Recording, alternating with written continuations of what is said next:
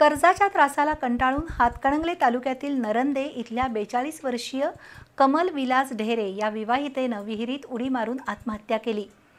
पतीचं आजारपण, मुलीचं लग्न आणि कर्जाच्या परतफेडीची विवंचना यामुळे ढेरे यांनी आत्महत्या केल्याचं सकृतदर्शनी स्पष्ट झालंय।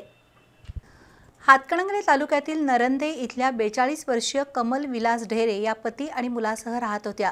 त्यांचं सासर रुकडी होतं, पण त्या कुटुंबासह नरंदे इथंच माहेरी राहत होत्या।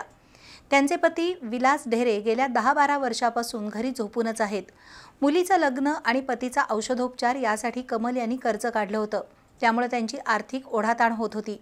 कर्ज वसुलीसाठी तगादाही लागला होता। त्यातून तणावाखाली असलेल्या कमल रविवारी संध्याकाळी 7 वाजता कोणालाही न सांगता निघून गेल्या होत्या। त्यांच्या शेताशेजारीच गजानन अनुशे यांच्या विहिरीमध्ये त्यांनी उडी मारून आत्महत्या केल्याची घटना रात्री 10 वाजता उघडकीला आली। या घटनेची माहिती मिळताच हातकणंगले पोलिसांनी घटनास्थळाचा पंचनामा करून मृतदेह विच्छेदनासाठी पाठवला।